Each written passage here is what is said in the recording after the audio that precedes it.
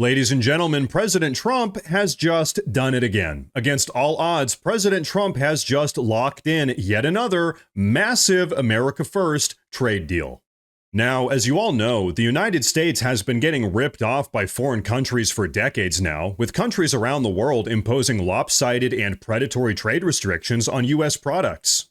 And yes, that even includes some of our closest allies like Japan, which is why this is such a big deal. Take a look. But I just signed the largest trade deal in history, I think maybe the largest deal in history, with Japan. And that was done with Japan. They had their top people here, and we worked on it long and hard, and it's a great deal for everybody. I always say it has to be great for everybody. It's a great deal. A lot different from the deals in the past, I can tell you that. And so, folks, President Trump was not joking about that. Now, to give you all a little bit of extra information as to why this new trade deal with Japan is such a massive deal, take a look at what President Trump himself posted on Truth Social just yesterday afternoon. We just completed a massive deal with Japan, perhaps the largest deal ever made. Japan will invest, at my direction, $550 billion into the United States, which will receive 90% of the profits. This deal will create hundreds of thousands of jobs. There has never been anything like it. Perhaps most importantly, Japan will open their country to trade, including cars and trucks, rice, and certain other agricultural products and other things. Japan will also pay reciprocal tariffs to the United States of 15%. This is a very exciting time for the United States of America, and especially for the fact that we will continue to always have a great relationship with the country of Japan.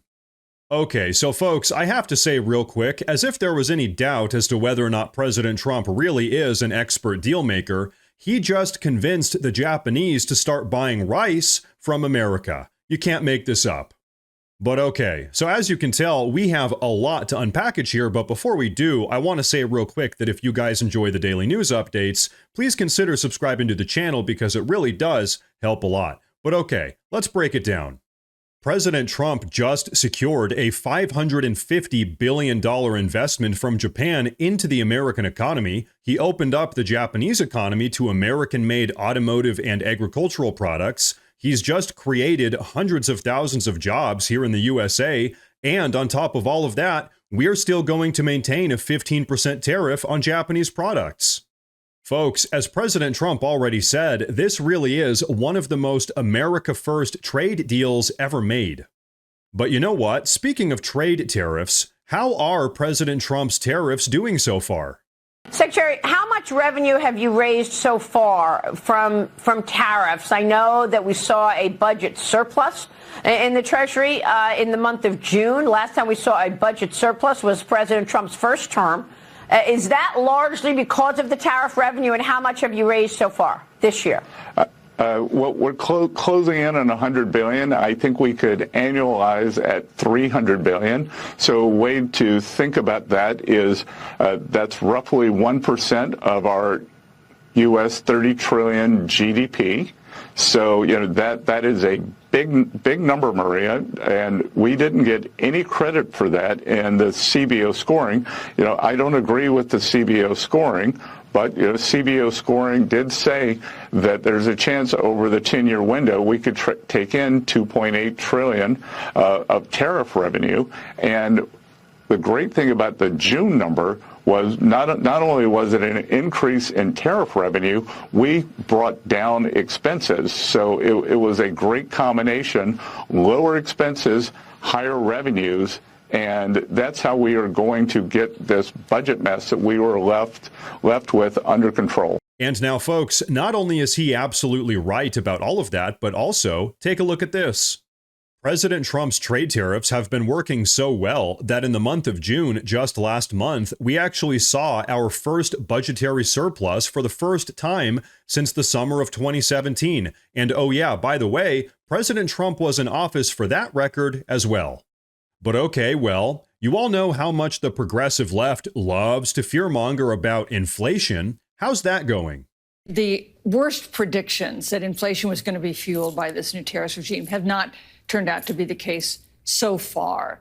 Are you confident that even as no new tariffs go into place on August 1st, on August 12th, that there will not be an effect that Americans are going to see when they try to buy a car or Christmas goods or toys or dolls or anything else? Well, I think what we've seen so far is that the manufacturers have been eating it a lot, or the exporters have been taking a lot of the price or the tariff adjustment. I think we're also seeing a lot of the retailers do it. A lot of the retailers' margins got very fat during COVID, so I think some of them are absorbing it.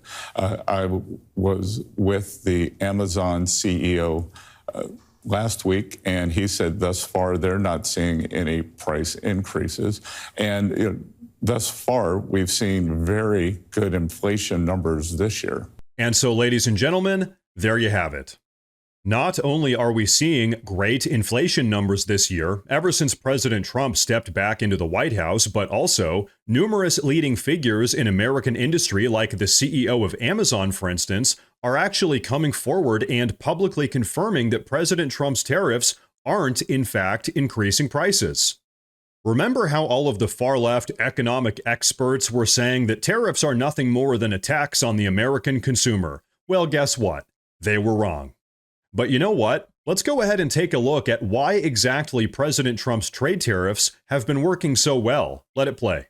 The beauty of tariffs, Will, is it brings manufacturing here. We protect our industries. That's jobs, that's wages, it's prosperity, and it's revenues. That's the McKinley formula, the Alexander Hamilton formula, it's the Donald Trump formula, and it works. And the reason why tariffs don't cause negative impacts like inflation is because these countries, they depend so heavily on us.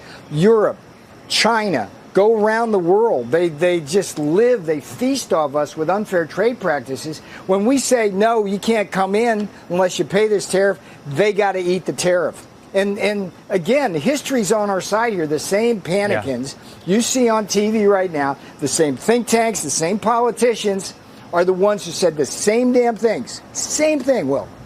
Yeah. In the first term, they were dead wrong. They're wrong this time. And so, ladies and gentlemen, now that we've had a solid 6 months of President Trump back in the White House, as he just said, we can now confidently say that all of the Democrats, all of the far-left progressives, and really all of the panicans were wrong.